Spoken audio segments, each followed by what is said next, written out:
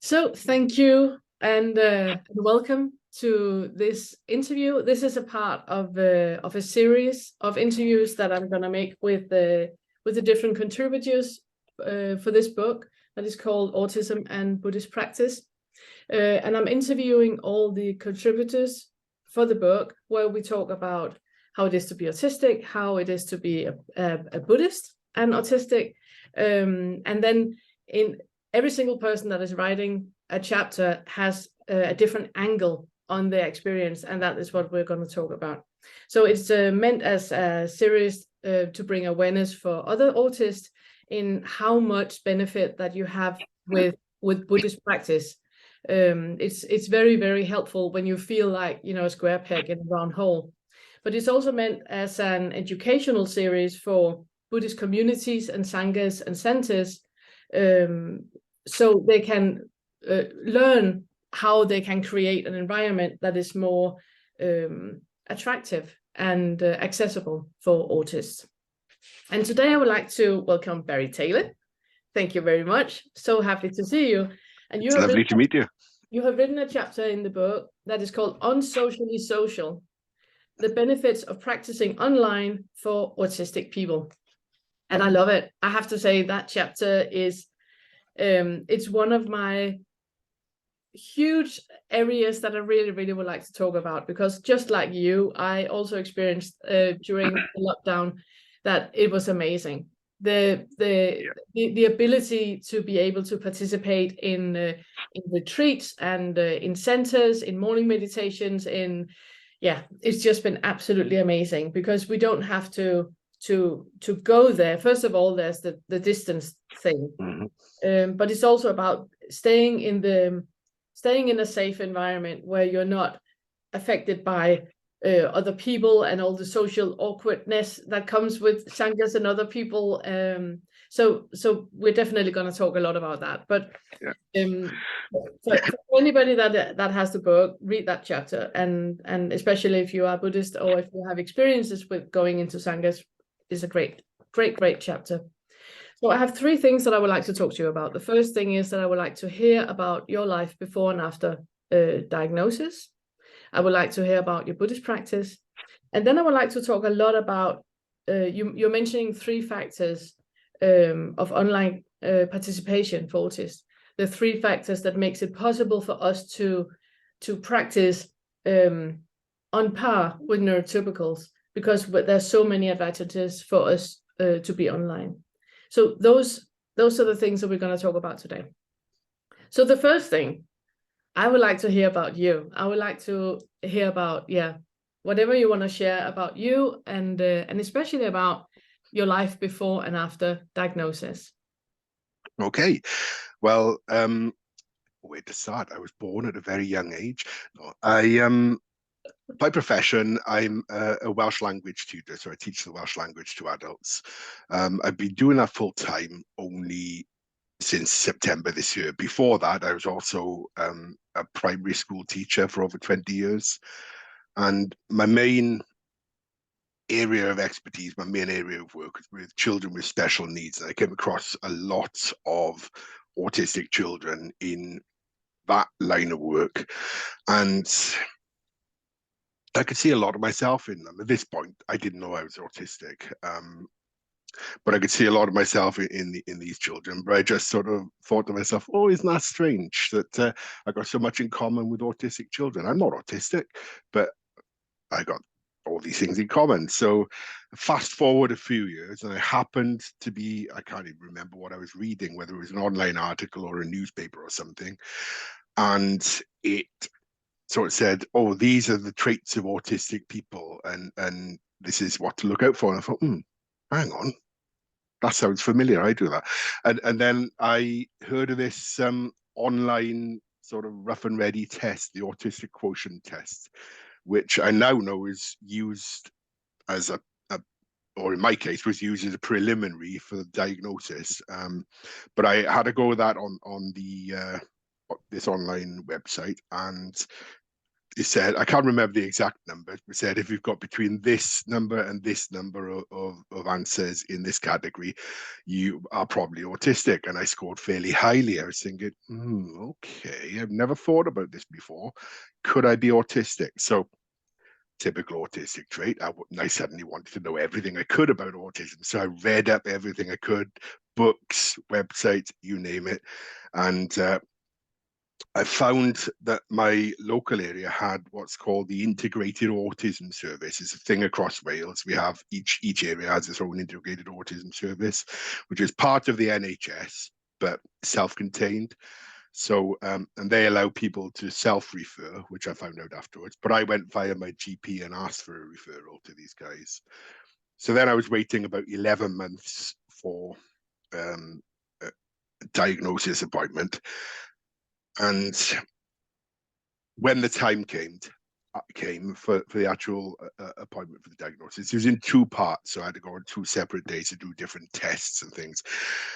And man, it was hard. First session, I think, took a whole morning, and I felt completely drained afterwards. I came home and just hid myself away in the bedroom. I couldn't even talk to my wife at that point. I went completely non-verbal. Then went back for the second session a week or 2 later. And then so the news came, okay, so we feel very confident, Barry, with giving you a diagnosis of autism. And the first thing that went through my head was this huge sense of relief, because suddenly I knew what I was. And I said this many times. It feels to me like a cliche now, but it's true. I realized I wasn't a neurotypical person with major issues among being social and things like that. I wasn't a deficient neurotypical person. I was a perfectly normal autistic person. And it completely changed my outlook on my life. And then looking back as well over my younger years, I could see so many things that made sense now in the light of this diagnosis, like why I felt so different at school, why I had difficulty relating to some people, why other people sometimes had difficulty relating to me. An interesting thing I've found out since then is that a lot of the people that I've always got on well with, it turns out they are actually autistic as well.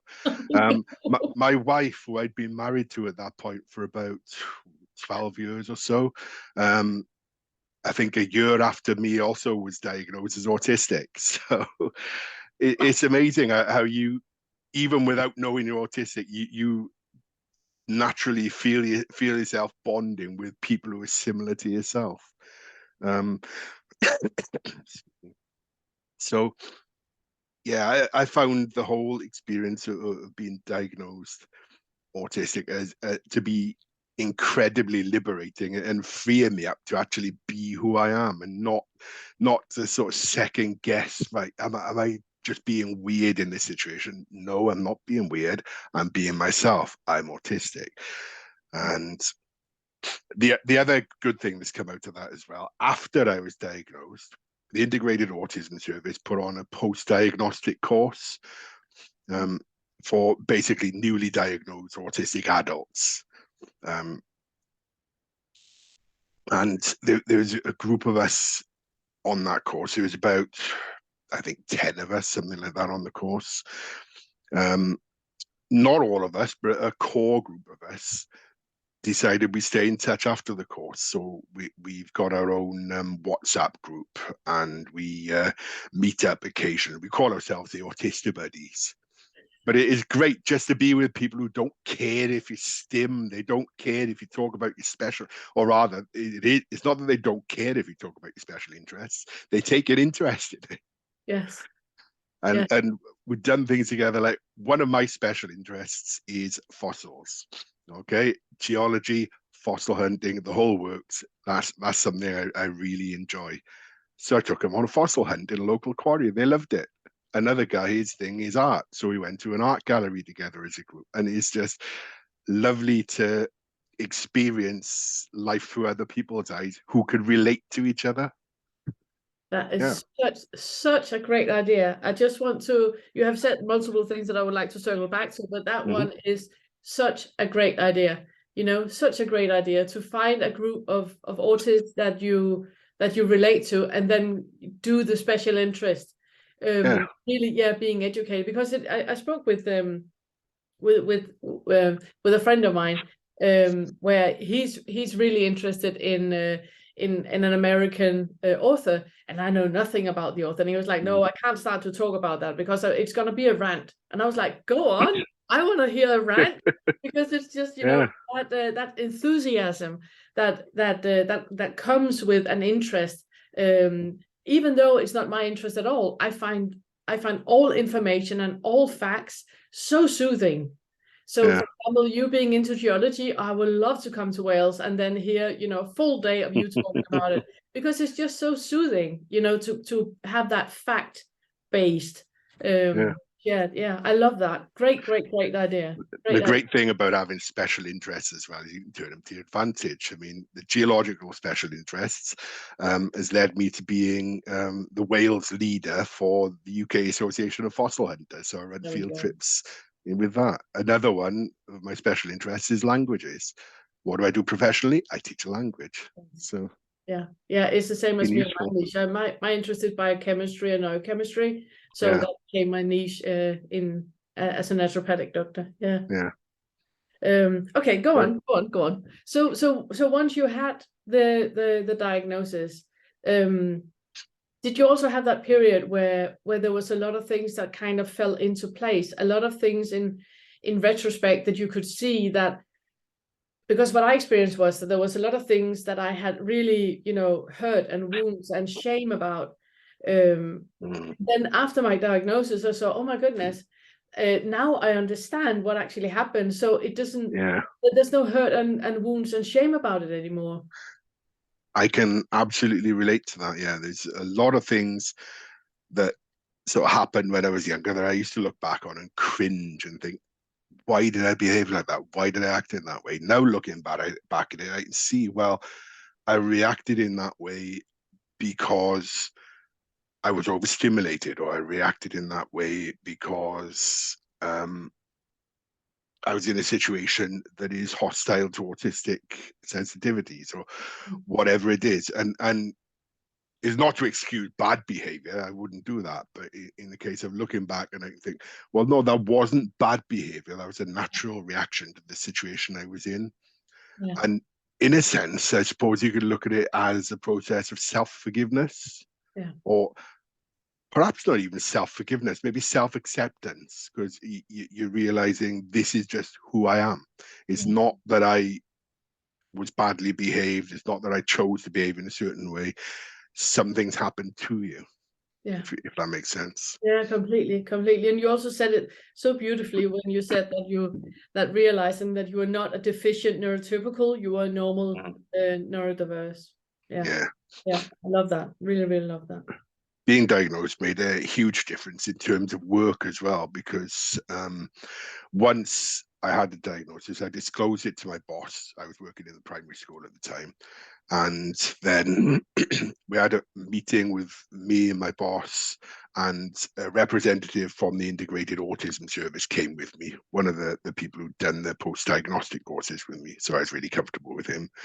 And we then sort of had a conversation, got someone from human resources involved as well, basically to put in place reasonable adjustments that would enable me to work more easily, more efficiently. And it was just small things, but it made a huge difference to how comfortable I was at work.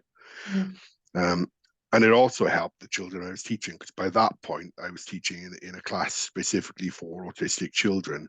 So adjustments that helped me also helped them in some ways. So I found that really liberating as well. Yeah, amazing.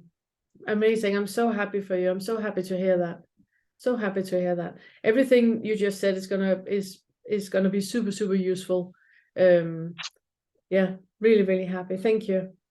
Then I would like to hear about your Buddhist practice, because as I said before we started to record, my experience being, you know, that's, you know, square peg in a round hole, not fitting in anywhere.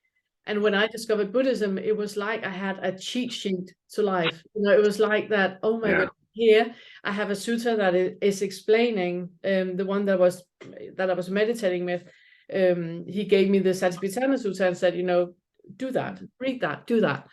And that single-minded focus, that one-pointed focus on one thing at a time was so helpful. And then I started to become really intrigued about all the different suttas, and it felt like I was giving a little clue in one sutta, and then I had to read other suttas to find the next clue, to kind of like unravel that thing. And you talk about that in the in your chapter as well, the 3 marks of existence, and it's not something we're going to go into in this interview. I would like to talk about that at another time with you, because I call them the 3 impossibles, because it's the 3 things that we really want that we can never ever have. Which is brilliant to look into, especially as an autist. But you also started out you go on and tell about your Buddhist experience. Sorry. Okay, my path into Buddhism was, well, it's different to yours. Obviously, everybody's is. But in a sense, I suppose it might be a typical Westerner's way into Buddhism via mindfulness. The reason was I have suffered for many years with post-traumatic stress disorder, and the therapist that I was seeing some years ago advised me, well, why not try learning meditation? And she said, I can show you the basics, and she did, and I found that very helpful.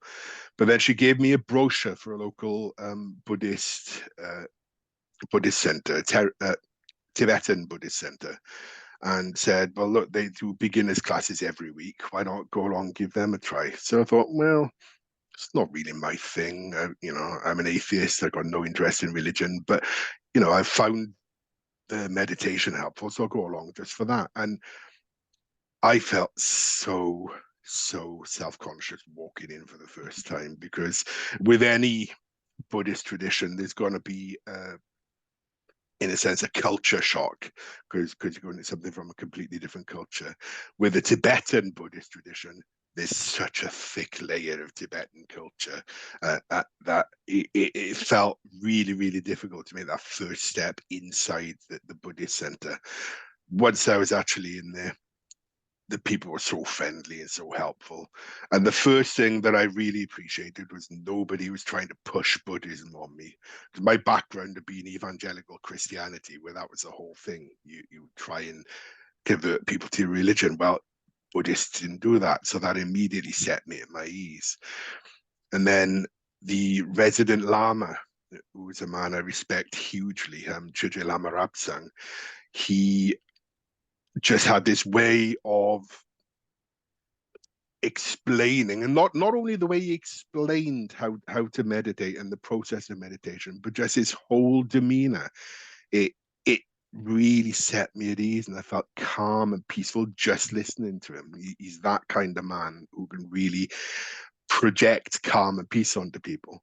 So I found that first meditation class really rewarding, and having a cup of tea with some of the people from the local Sangha afterwards, and just found them to be wonderful people. So I kept going back and became a regular member of the Tibetan Buddhist community in South Wales. And I took refuge formally within that tradition. So the Tibetan refuge ceremony, basically the process by which you formally become a Buddhist, involves making vows to take refuge in the Buddha, the Dharma, the Sangha, and to sort of live your life according to certain precepts. And so I did that, and I still remember the words the Lama said to me straight afterwards. He said to me, "Great, you're a Buddhist now, and there's nothing you can do about it." So I kept going there. I also started practicing for a while with a Triratna community in Cardiff. That was good for a while. They were lovely people, and I'm still in touch with some of them, which is great. But sort of gradually various things got in the way. Like, for one thing, I became ill, or long-term ill, for a period of months. So I got out of the habit of going there. And Cardiff is quite a drive from where I live anyway. So I ended up stopping going there and just sticking with the Tibetan center. In the meantime, then, one of my good friends from the Tibetan group that I got to know over a few years, he introduced me to Theravada tradition, because he had lived in Thailand for a lot of years, and he had an affinity for Thai Theravada Buddhism. But at the time, the only Buddhist group he knew of was a Tibetan group, so he came and practiced with us. But he said, look, I've discovered this Theravada community, Thai community, just over in the next valley. Do you want to come and give it a try? So I thought, yeah, I'll go along, give it a go. So I went to this Theravada temple, and it was, in many ways, a complete opposite of what I was used to in the Tibetan tradition. It was very simple, you know, without the elaborate decoration that you get in a Tibetan temple. The resident monks, they were such lovely guys. They really were. Only one of them, only the head monk, spoke fluent English. The others had some English, but enough to communicate. But they again, just like with Lama Rabsang at the Tibetan tradition, they just had a way of putting you at your ease, and you immediately felt comfortable with them. Even I, as an autistic guy, I think something that really helped in both cases is, very often when I'm talking to somebody who speaks the same language as me, who's from the same culture as me, I can feel a bit removed because I'm autistic, they're not, and there's that slight gap there. Well, with these guys, they spoke a different language. They came from a different country, a different culture. So that gap was there anyway. So in a sense, it negated the autistic neurotypical gap. And I found the Theravada way of practice is a lot simpler in many ways. And I found that appealed to me more. And again, I kept going there. I kept up my ties with the Tibetan group, and I still practice there with them today. But also my main focus shifted. My own personal practice became more Theravada focused. So I was reading the suttas, and sort of learning from the teachings of these monks. And, you know, my meditation was a lot simpler and things like that. So to this day, the Theravada temple itself has actually moved to a different city. It's moved to Swansea, which is a lot further away. So I don't go to that temple anymore, unfortunately. But my personal practice is still very much Theravada. I do chants when I do them in Pali. I read the Pali canon in English translation. Yeah, so that's my main focus. But I still practice with the Tibetan group, because one, they are local to me, so they're easier to get to. Two, the people are lovely. And three, as I said at the beginning, just the whole atmosphere that the resident Lama exudes. Even though my personal sort of practice may differ from a lot of the practices they might sort of focus on in Tibetan center, I still find it incredibly beneficial to have teachings from that side of things as well, to be able to, because I think we've got an advantage here in the West today that people throughout Buddhist history have not had, which is being able to benefit from more than one tradition. Time was, if you were born in Thailand, you only ever came across Theravada Buddhism. If you'd be born in Lhasa in Tibet, you'd have only ever done Tibetan style practice. If you'd been born in Japan or China, you'd have different practices again, and you'd only be exposed to that one tradition. Whereas I think we've got the huge advantage of being able to learn from different traditions. Yes. I read books by Zen teachers. I read books by Theravada teachers, Triratna teachers. You know, there's wisdom to be had from all different traditions. So why not take advantage of that? Completely agree. I completely agree. I completely agree. And I also think it's very autistic, the part about not settling on one thing, but using what is, kind of like interdisciplinary, like using taking all the useful bits from all the different directions to make it into something that is actually useful. Yeah. Completely agree. Completely agree. I like what you mentioned about that autistic gap that we normally have when we're socializing with neurotypical people, where you mentioned that wasn't there because you were socializing with somebody from a different country. It's been exactly my experience. I have lived abroad since I was 20. And what I have always found is that no matter which country I lived in, that I have been able to be myself, because they would kind of excuse it with, oh, it's just that Danish. Danish people are a bit odd, she's different because she's Danish. Exactly. So it's easier for me to just be me in a different country than it is in my own home country. So I completely relate to what you're saying with feeling that fit within the Sangha, because the one teaching are not from your from your home country. Completely understand. So thank you for sharing all that. Really interesting and very relevant. The next thing I'd like to talk about is something you mentioned in your book about the 3 factors of online participation for autists. Because for us it is absolutely amazing. The 3 factors that you're mentioning is that there's no social pressure, that there's no need to mask, and that there's no judgment. And I would like to read a passage from that you have in your chapter. Let me just find it. Where when I read that, I was like, oh my God, I could have written that. And it's about it's about how we as autists find it so easy and enjoyable to do online retreats and online being a part of an online Sangha, whereas neurotypical people, they don't really have the same need as we do, because they are so socially savvy, as you say. Okay, so you're right.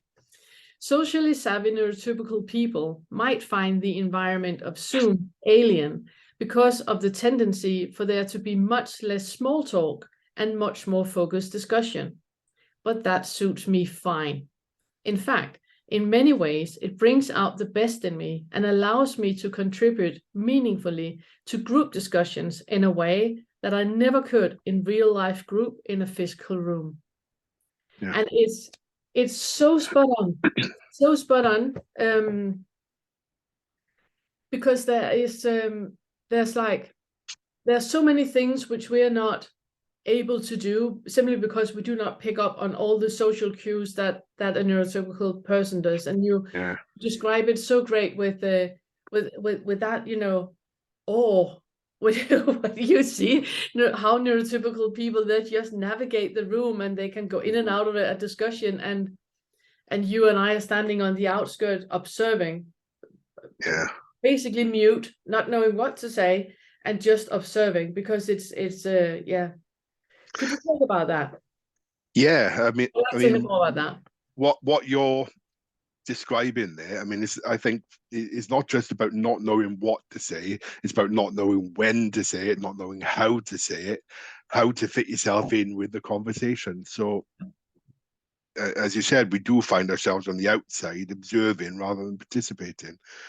And for autistic people, that becomes our natural mode of being, because we have to be like that when we're around neurotypicals, because we don't know the rules, we don't know how to participate in a conversation. But online is different. My introduction to Zoom was actually through my job, because when we had the coronavirus pandemic first hit, all our in-person Welsh lessons stopped. So we had to think of a solution quickly. So as a provider, we switched to using Zoom so we could still teach your lessons online. And I mean, there are advantages and disadvantages to that. But what I found was an advantage in terms of my lessons then was being able to ensure that you could have one person speaking at a time and it's controlled. So, because if you've got two people speaking at a time on Zoom, you can't understand either of them. Whereas neurotypical people in an actual room can tune one out and listen to the other. Yes.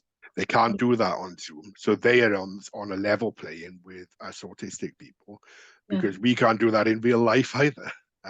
Such a good point. Yeah. Such a good point. Yeah.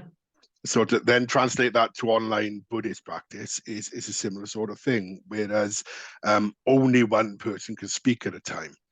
And there's also on Zoom, you've got the raise hand function. So if you've got something to say, you don't have to worry about, okay, when can I say this? Where can I fit this in? You just click raise hand, wait for the meeting leader to call on you, and then they give you space to say what you want to say, or to ask a question or whatever it may be. And I find that as an autistic person incredibly liberating, because then I'm on an equal footing with everybody else, be they autistic, neurotypical, or whatever. You know, we're all on a level with each other, and everybody's contribution is then listened to. Everybody's contribution is valued equally, and it just takes so much pressure off then, because the whole side of trying to work out how am I going to get this heard is removed, and it just becomes so much easier. Yeah. And also the part about that there's no small talk.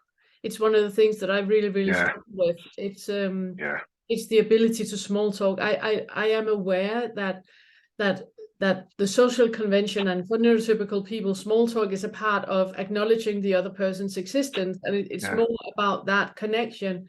But it's, first of all, we don't need that. We have the connection right away. We don't need to ease into it. And secondly, neurotypical people are navigating the depth of the relationship by how the social, how the small talk is developing.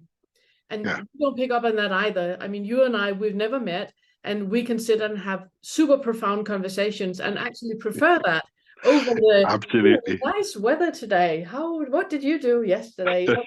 We prefer going straight into, hi, I'm Pernille, hi, Barry, let's talk about life, you know?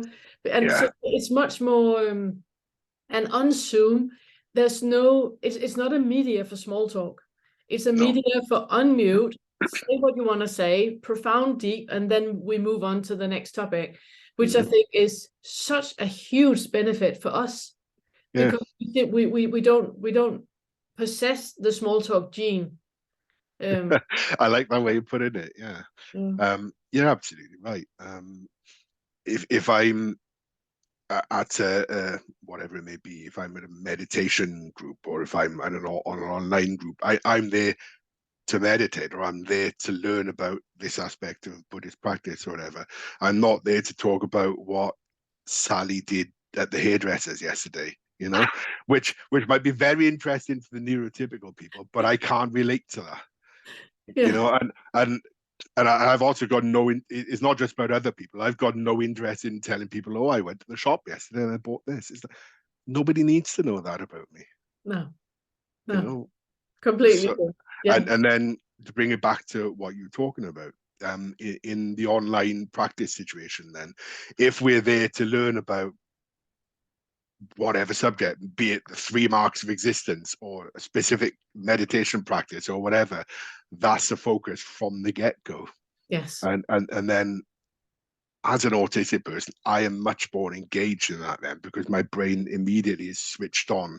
Yes. Rather than being numbed by small talk, which for the neurotypical people listening, sorry.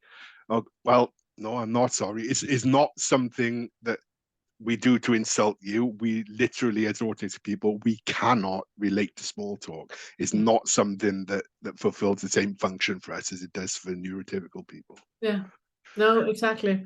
In my Sangha, we have made it so I was at the Parinirvana Day yesterday. Mm-hmm.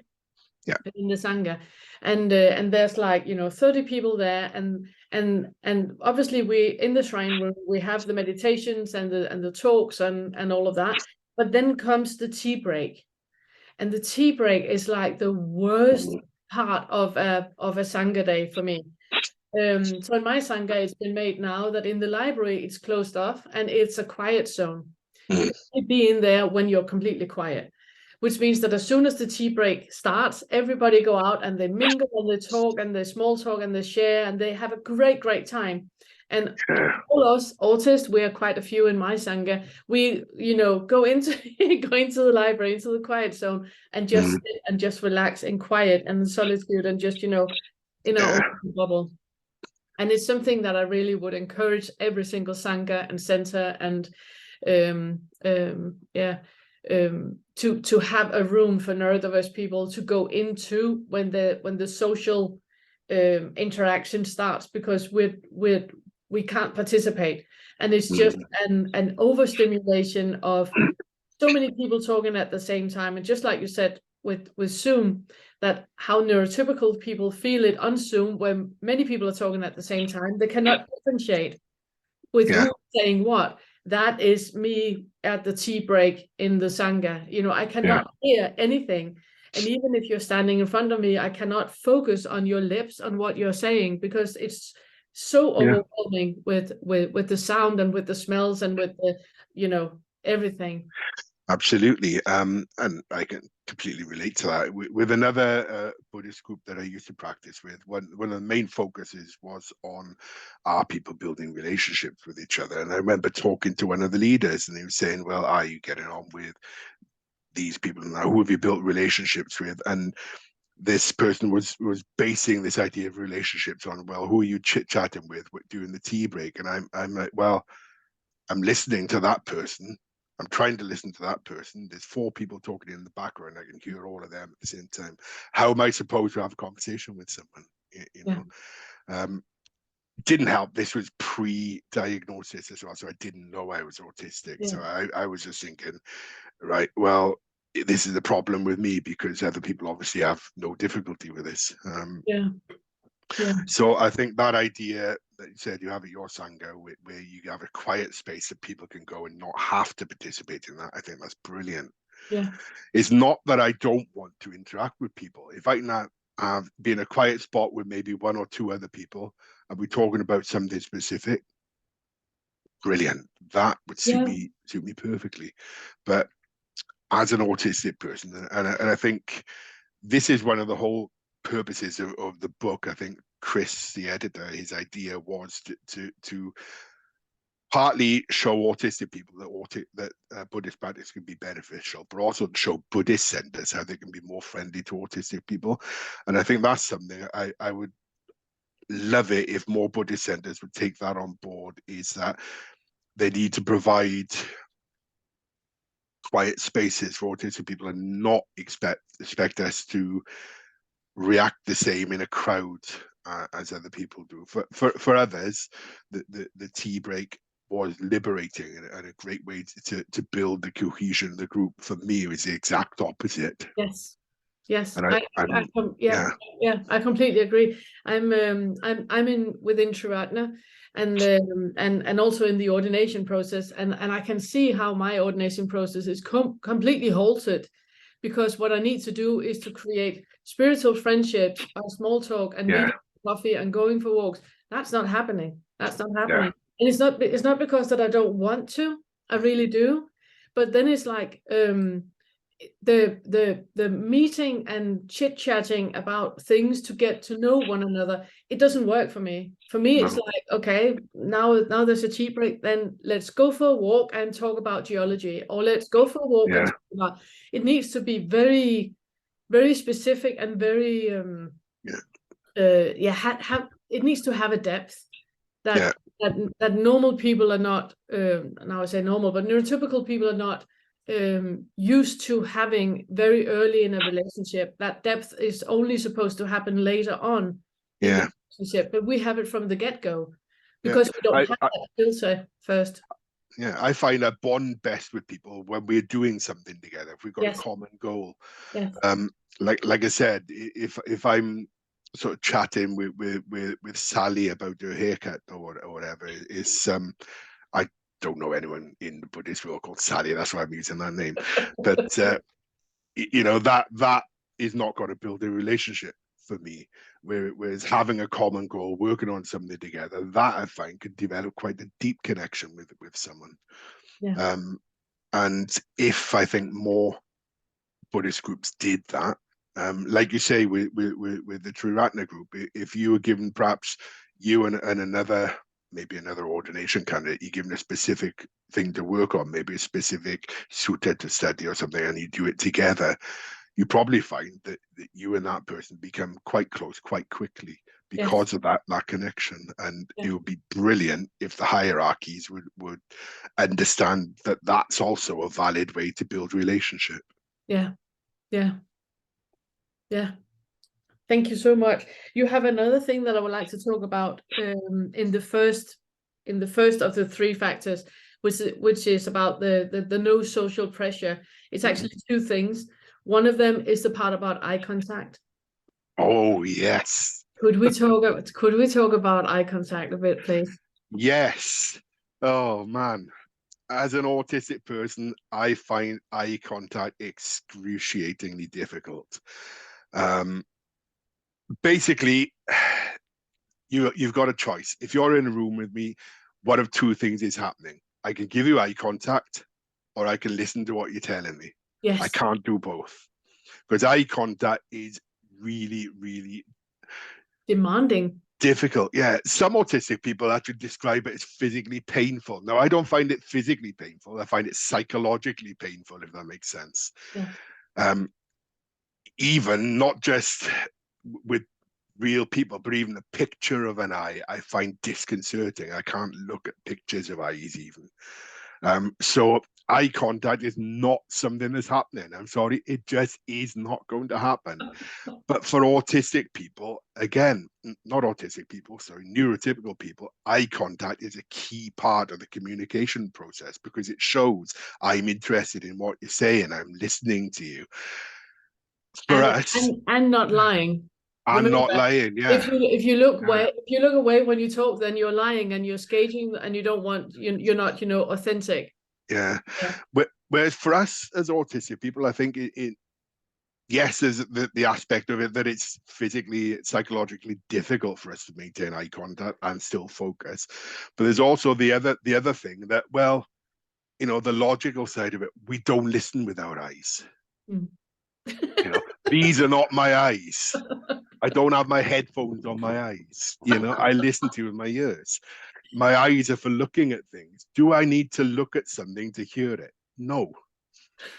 Do I need, if I'm looking like this and you're still talking to me, I've got to hear every word you're saying. I've got to take in every word you're saying. If I'm looking at you in the eye like this, not a single word you're saying to me is going in. Sorry, neurotypical people, but it just isn't. No, I haven't. We are different. But as I talked about in my chapter in the book, when it comes to online practice, nobody can give eye contact. So again, it puts us on a level playing field. Yes. We're in this situation, we're equal and participating on an equal footing with neurotypical people and with everybody else as well. Because of course, not everybody who's not autistic is neurotypical, but we're all on the same footing because eye contact is impossible via Zoom. Yes. So we find ways around it. Yeah. Yeah. Love it. Love it. Yeah. And also it doesn't create that perceived disinterest that a lot of neurotypical people they think about us. They think we're disinterested because we're not looking them in the eye.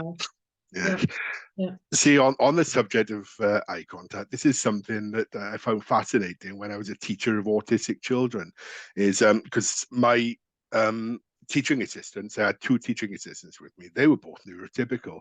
So it was interesting to at one point seeing one of my teaching assistants say to one of the children, well, did you just listen to a word I say?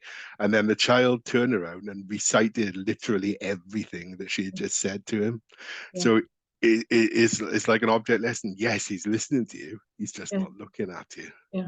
Yeah, exactly. But you're completely right. That is so bizarre that we connect the one sensory, the eyesight, into whether you are hearing. It's not like that. And I need to lick your nose to be able to look. It's like we're mixing up the sensory experiences completely.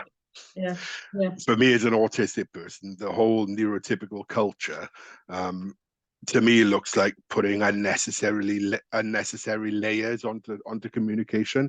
Yes. So I'll listen to you if you're looking at me, if you talk first about the weather, if you do this, if you do that. Whereas it's like, why not just listen to me talking about the thing you want to hear me talking about?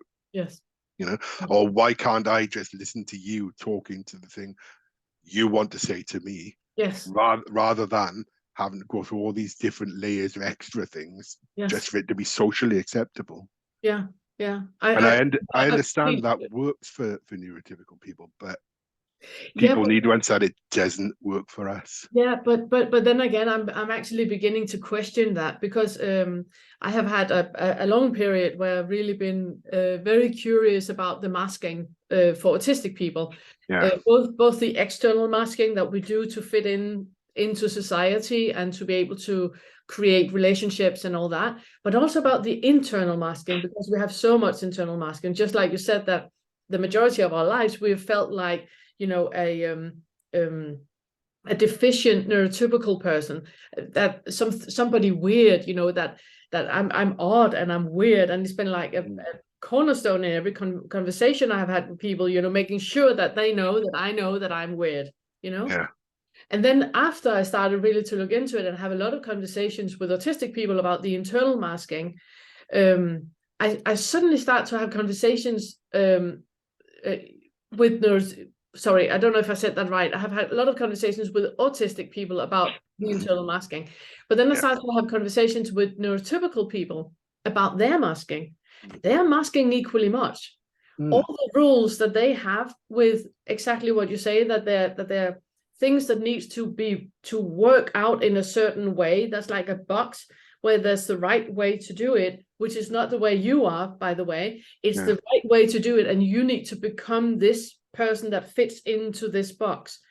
And right now, with the whole development that we have with the gender normative, that knowing all of a sudden that they're not only two genders. Oh my goodness, there's so many different genders, and that we don't fit in any boxes anymore. I mean, it's beginning to wiggle around the edges. And what I hear neurotypical people say, a lot of them, when they say, but I might be aren't we all a little bit autistic? I think I might be a little bit on the spectrum, but I actually think what they're trying to communicate is that I don't fit in the bloody box either, equally many things that they struggle with, because nobody fits in the box. Nobody fits in the box. We're all weird, we're which means that nobody's more weird than the other. We're just different people that perceive things in a different way. And instead of having that square box of how we're supposed to do, and no, we can't talk about this now because we don't know one another. I mean, if you and I were neurotypical, we would have to have 7 meetings before we could have communication on this level, You just pushed a button. I don't know if you recognize that, but you did. That's fine. The other thing that I would like to talk about regarding the no social pressure is the unwanted attention. Could you have written about it in the chapter? Could you say more about that? Could you I can't remember what I wrote about it. So No. It's about that in a conversation.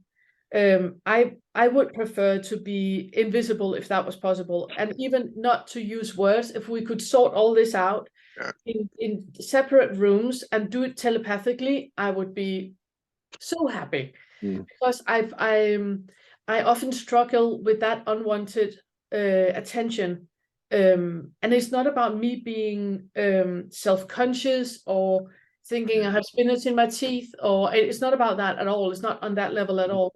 But it's like I kind of lose my awareness, or I lose my my presence in some way when there is attention on my person or on what I'm talking about. And that makes a live Sangha really, really demanding. Really demanding. I see where you're going with that, and I absolutely, I completely agree. For me, it's a bit like being put in a situation where I have to interact with people in a language that I barely speak. Because for all of us, autism affects us differently. We have different aspects to our autism.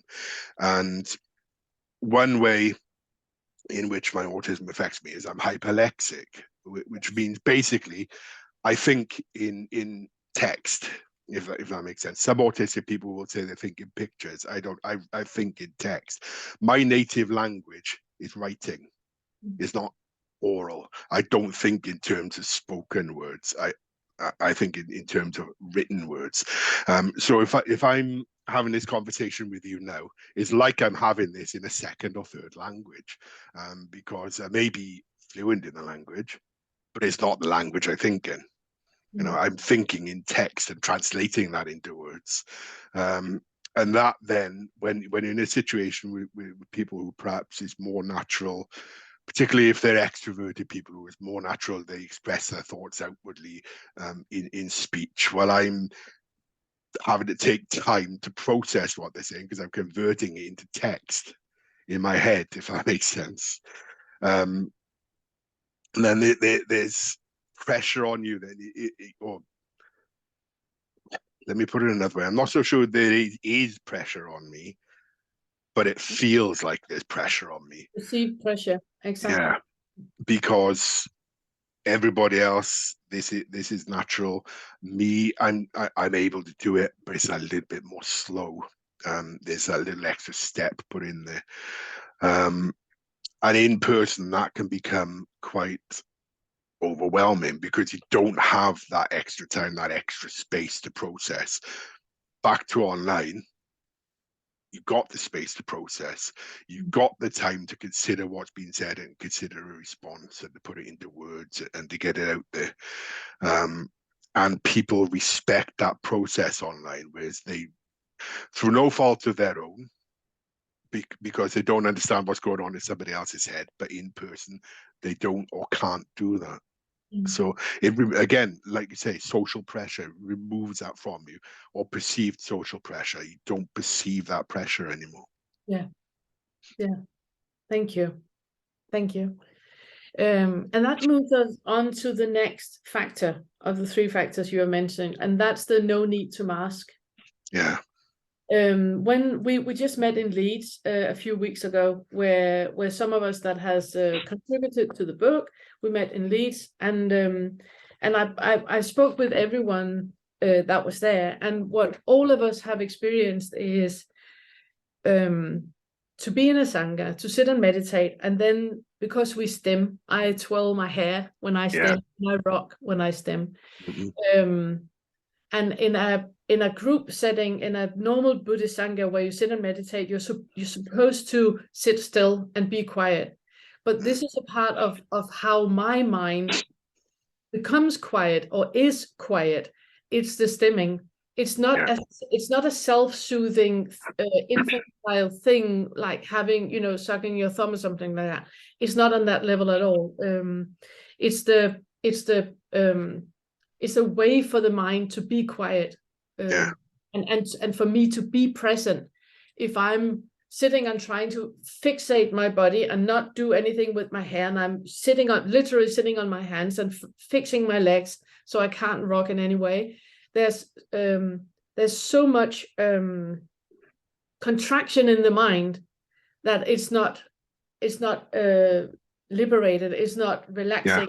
I cannot go into a lower brain wave when I'm sitting and fixating my body. That can only happen when I stem. And so all of us have tried being in the Sangha and being told off for stimming, to the point that many autists are not even connected with the Sangha anymore, because we're not allowed to be who we are. We're allowed to be a neurotypical version of who we are, but not who we actually are. And when you are doing an online retreat or an online meditation, you can just turn your camera off and you can just stim as much as you want. So could you talk about that? Because you mentioned that as well in your chapter. Yeah, I've not been actually told off for stimming, but I have had some disapproving looks, if that makes sense. And I've had people say to me afterwards, "Oh, you did this while you were meditating." And I'm like, "Oh, people notice that." Oh, okay. And it does feel awkward. I think a major part of stimming, which again, it's not only in an autistic, the neurotypical people stim, except that perhaps on a lesser scale in most cases. But I think what people need to realize, which is actually a core Buddhist teaching, is that the mind and the body are not two separate things. You know, we are our mind and our body. They are the same thing. And for us as autistic people, in order to calm our mind, we need to calm our bodies, which for a neurotypical person might take the place of take the form of sitting absolutely still. For us, stimming calms our bodies, calms our minds. If I anxious, I stim, and then I feel less anxious, and my body feels less tense.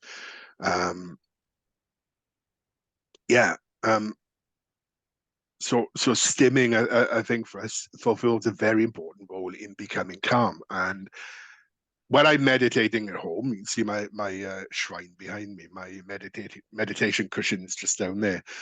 When I'm meditating at home, I stim a lot, particularly at the beginning of meditation, until my mind is calm and my body calms down a little bit more. Perhaps I stim a bit less.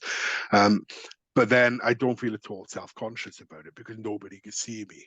And I get the benefit from that without disturbing anybody else. When I'm stimming in a Buddhist center, or when I'm meditating, sorry, with other people in a Buddhist center, if I'm stimming, I'm conscious. It could be disturbing the person sat behind me, or if it's a stim that maybe makes a sound, like maybe the sound of my clothes rubbing against each other. If I'm rubbing my knee or something, which is one of my stims, that'll disturb other people. Which then my focus goes from meditation to I mustn't stim. And all my focus goes on to keeping my limbs still and not jerking my head or whatever stim it might be. And then it's so much more difficult to meditate. But when it comes to online practice, you benefit from the instruction, you benefit from the controlled interaction with other people. But when it comes time to actually meditate, when everybody is just sitting there calmly and quietly, what do? I turn my camera off. I leave the sound on so I can hear what people are saying. It doesn't happen very often these days, but I used to have several verbal stims as well. Then I could turn the microphone off as well if that was an issue. It's not at the moment, so I just turn the camera off. But that's liberating as well, because you're still doing the practice. You're still practicing together with these other people in this group. Yeah. And if they are meditating with their eyes closed, they don't need to see me anyway. So I turn the camera off. I meditate comfortably. I stim as much as I need to. My mind is calm, my body is calm, and the meditation is so much easier. Yeah. And then more beneficial for myself in terms of my meditation is better, and also for others because I'm not disturbing them with my stims. Yeah, absolutely. I have masking is exhausting. It is. If I can't stim, I can't listen. I can only listen to what you say if I stim. Whereas if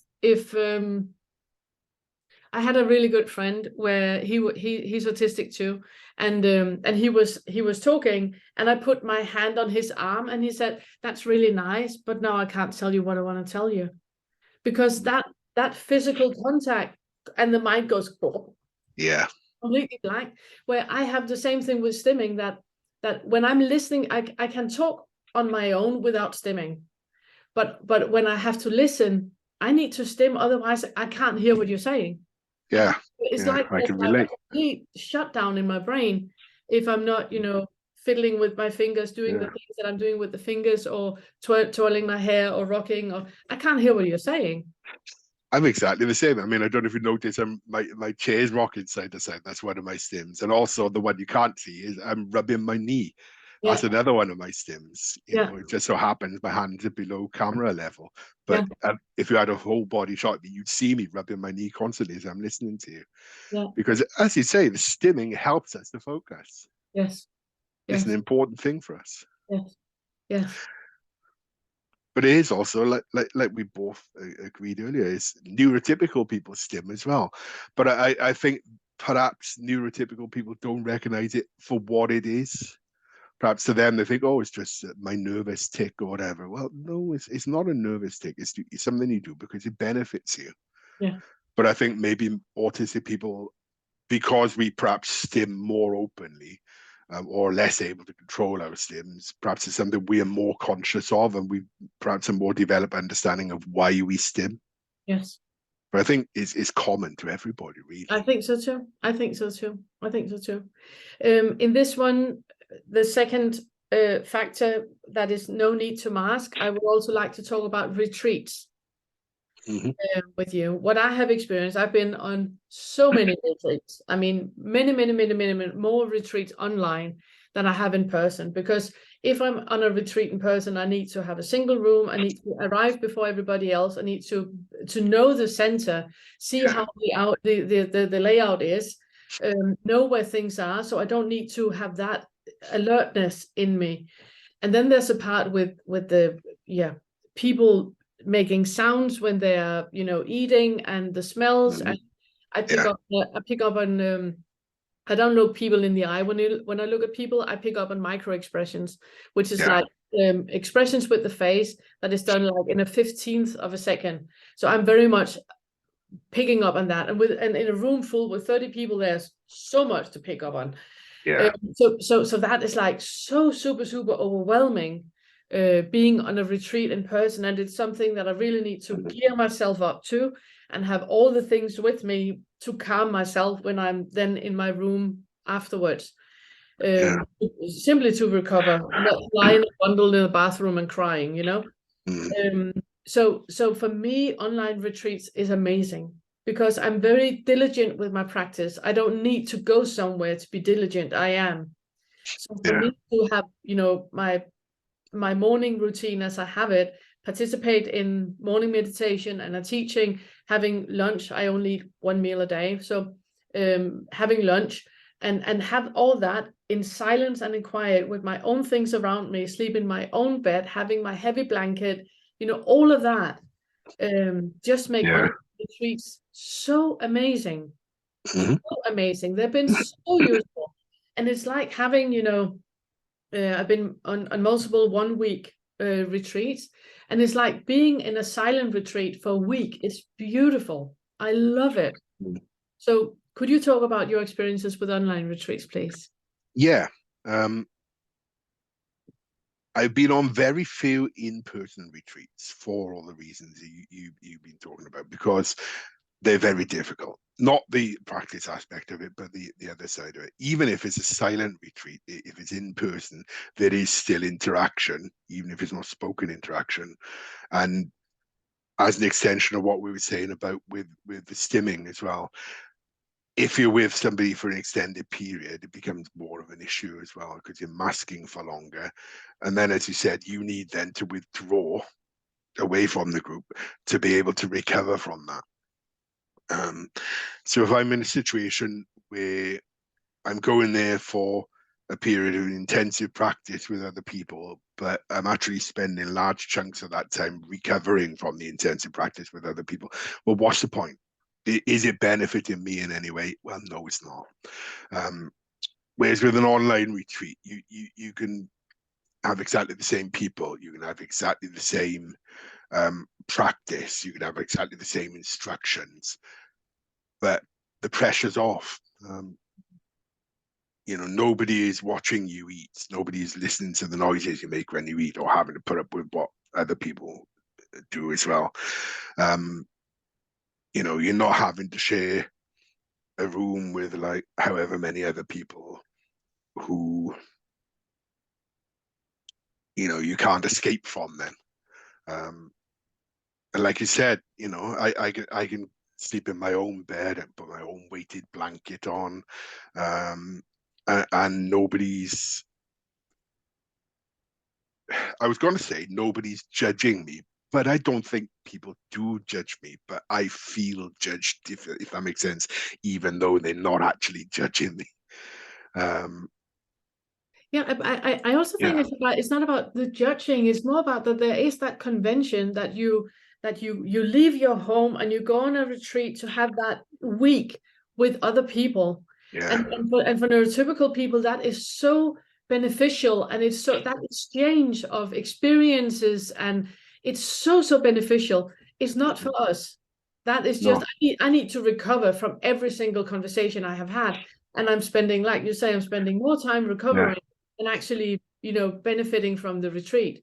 So online retreats is like, it's so important, and I can only encourage every single retreat center to have a hybrid retreat. Keep maintaining the hybrid retreats, because we need that.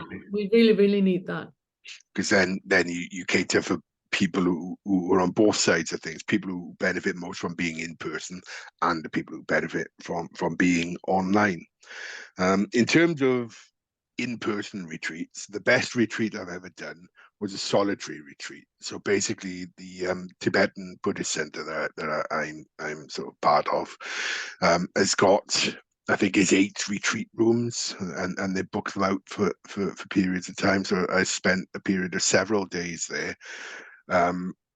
just in this room on my own, meditating on my own, only coming out either to eat or to meet with Lama and discuss my practice or whatever. But the rest of the time, then, there's nobody watching me. I'm not under pressure to interact with anybody. I'm just in this room on my own, practicing, and I can follow this specific timetable that the center has, but I'm left on my own devices and trusted to do that, and that's liberating. And I think the online retreats is a similar thing to that, because it's almost like you're practicing on your own, and you're only interacting with other people then when it's necessary. Yeah, and also like I said before, that we don't have, as autists, we don't need somebody to tell us to be diligent with our practice while we're doing a retreat, because we're already diligent. I mean, if I'm saying to my mind I'm doing a retreat, then I'm doing a retreat. I'm not scrolling on Facebook, or I'm not picking up the phone, and I'm not, I don't have that urge that neurotypical people they have. It's very easy for me to do a solitary retreat here at home, like you just described, and just participate in the teachings, and then being diligent. Like say, we know we're there for a purpose. We've got to work towards that purpose, and everything else can wait. Yeah, exactly. It's one of the great things about being autistic is the ability to hyper focus on things like that. Yes, exactly. Thank you so much. The last one of the 3 factors for online participation, why it's so important for us to do that, it's the no judgment.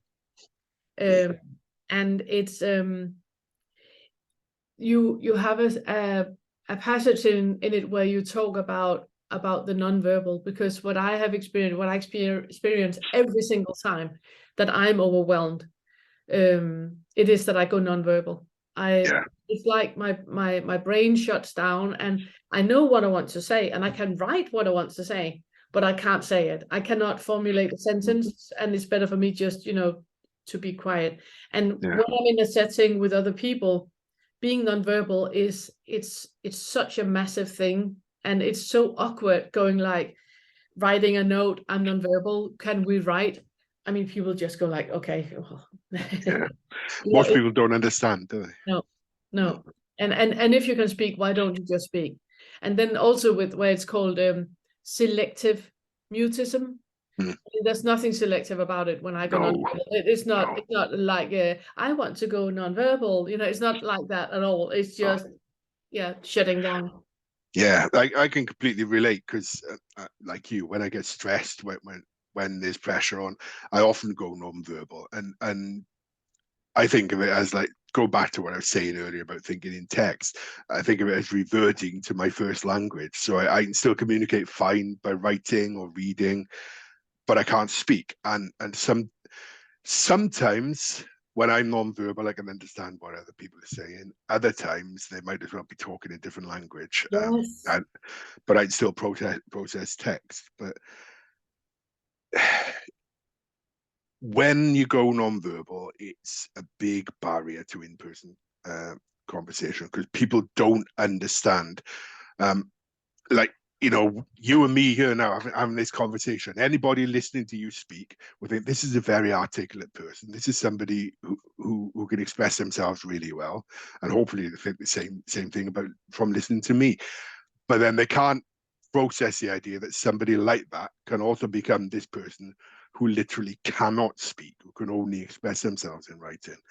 And I think that then causes big social communication problems, but also people are thinking, well, there's something wrong with this person. No, there's nothing wrong with me. I'm just overwhelmed and I've temporarily lost the ability to speak. Back to online meetings and practices and things like that. What do you do if you can't speak? Type it in the chat. Yes. Problem solved. People will read the chat and they won't automatically think, oh, this person's gone non-verbal. They just think, oh, this person's using the chat function. Yes. Which is a normal thing when you're using Zoom, Yeah. And not only does that take the pressure off, but also that could help me to recover the ability to speak more quickly because the pressure's off. I don't feel under pressure to communicate with people in this particular way that I can't do. It's just I can type it in, they'll accept that, move on. Meanwhile, I'm recovering. Yes. Yes. I had that experience yesterday because, as I said, I was at the Parinirvana Day at the Sangha, and it's a 10 to 4 thing, so it's like 6 hours of people with me all the time. Yeah. When I came back home, I was just overwhelmed, and I had like a long audio message from a really good friend, and I couldn't listen to it. I started listening, and I could not understand the word. I understood the individual words, but I could not put it together. You couldn't process it. Yeah. No, exactly. I couldn't put it together to a sentence, so I understood what he was actually saying to me. Yeah. So like, and then, but in the other hand, if it had been like a YouTube video, I would have muted it, put on captions, and then I could have read everything that he said.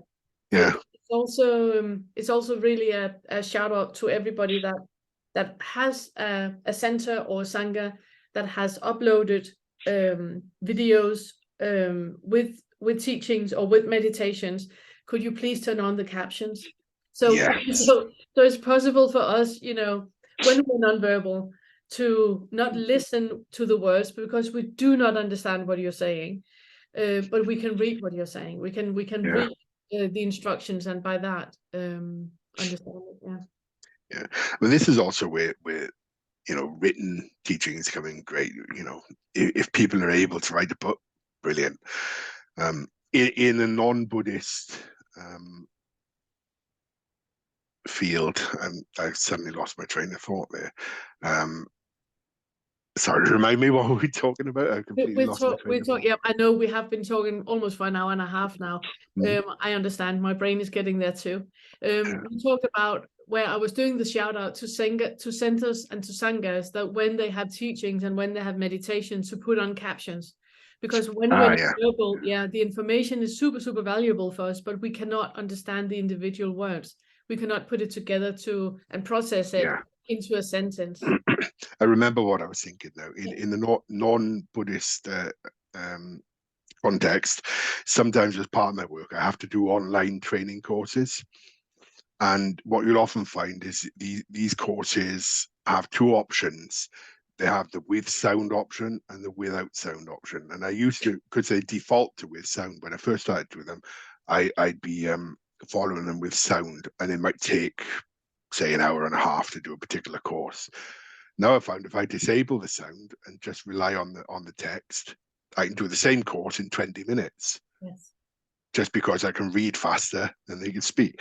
And in terms of that side of things, for somebody who's hyperlexic, that I find is more useful. But so that also ties into what you're saying about enabling captions on online teachings, because of course with things like YouTube, you can change the speed. And if you're somebody who yes, and if you're somebody who's following the captions and you can read quickly, speed it up. You still follow the captions, get the benefit from it. Yes. Why not? Yes. It's everything online is such a great tool for us, because I'm also the same. When sometimes, as you're also mentioning that in the book, sometimes I struggle following a conversation that two neurotypicals have, because there's no direction. There's no direction in the conversation. It's like it's going in circles, and the circles are getting wider and wider and wider until they finally get to the bloody point. And my brain cannot follow what it is, what is it you want what is it you want me to understand? So a lot of times when I'm listening to things online, I put it on 1.75 speed, because it is like my brain is not concerned about understanding the words. I'm just listening. Yeah. So therefore, it's like my brain is not interrupting and trying to make sense of what on earth they're talking about. I haven't got time for that, because the brain just really needs to be quiet and listen. So put it on 1.75 or times 2. And then it's easier for my brain just to get the message in. Okay, they're working the way into what they actually want to say. Okay, got it. I'm laughing because I'm remembering, I won't go into details, but I remember a conversation I had with somebody yesterday where it went round and round saying the same things over and over and over again. And then at the end of the conversation, I knew that person hadn't understood the conversation, hadn't taken on board the point of it anyway. So what was the point in all this going round and round and repetition? But there we go. That's my autistic brain looking at it from that perspective. Yeah, love it. Yeah. I have a YouTube channel where I'm teaching about anatta, where I'm talking about the feather work, with the 10 feathers from the Samyukana system. And I'm teaching about that, and it's the way that I'm doing it is so autistic, and it's great. I absolutely love it. I take one topic and then I sit and have a complete 1 hour rant on that one topic until we move on to the next topic, and people find it super useful, which is great. Yeah, so it's a way for me to be autistic and dive into a subject and really just focus one point of focusness on that special interest exactly about that, and I can talk about it for hours, and I do it interrupted. It's beautiful. But isn't it great when your special interest is a benefit to people? Yes. When that, so the two things come together like that, it just gives you a great feeling inside, doesn't it? It does. It really does. It really does. So thank you so much. That was the questions that I had. Oh, you're very welcome. And I'm so glad we've had this time to get to know each other as well, to interact with somebody else from the book. I'm gonna interview as many of the contributors that I want to. And I would like to, as I said, have another talk with you at some point about the 3 impossibles, the 3 acts of existence, the things that we really want that is completely impossible to ever have. And I think we'll have an interesting conversation about that. I think that would be good. I look forward to that. Yeah, and so the takeaway for autistic people in this conversation is that you are not odd, you're not weird, you're just completely normal autistic, and Buddhism is great too, and I completely recommend you. Theravada is great because it's like very structured in it. I also like Triratna. They have like books where you have a year 1, year 2, and up to year 5. Where it's like you basically start on page 1 and then you just read, but it's more Westerny. It's not with the sutras. It's not as delicious to dive into as the sutras. I think something we were talking about before we started recording is one of the great benefits we got about living in the West at this point in history is we've got an advantage that Buddhists throughout history haven't had, which is that we can be exposed to teachings from more than one tradition, and we can benefit from more than one Buddhist tradition, which historically people have not been able to do. So I think we're very, very lucky. Yeah, and also in the old times, you had to be a forest dweller, you would travel walking, like hundreds and hundreds and hundreds of kilometers to finally get to the teacher that you want, and then you rock up and you sit in his cave and you go like, he's a twat. Then what do you do? What do you do? Then you need to find another Buddhist teacher to follow. But this way you can just, dive into all the different things and pick and choose what really, really works for you. So so it's great. So this I also want this this interview to be about a huge shout out to centers and to sanghas and to retreat centers and to order members and to bhikkhunis and bhikkhus all over the world. Keep everything hybrid, please. Yeah, definitely. Keep everything hybrid. We need it. We so need it. There's so many autists out there that will benefit from the Buddhist teachings, but we need to have it hybrid so it's possible for us to participate, for us to speed up the talk, and for us to have subtitles on or read the captions instead of listening. And when we are participating online where it's live, then we can turn the camera off, turn the audio off, mute ourselves so we can stem the way that we need to, and then we are. Autistic people are amazing Buddhists because we're so diligent. So, I think if there's one thing I could say to Buddhist centers, anybody from Buddhist center who might be watching this interview at any point, is that yes, Buddhism is very beneficial for autistic people, but also autistic people can be very beneficial for the Buddhist community. Yes. So if you make allowances for us, if you include us, you get a lot of benefit out of it as well. Yes, I completely agree. I completely agree. Completely agree. That was great. That was an amazing quote to end this interview with. I love Not that. bad, Prophet Kev.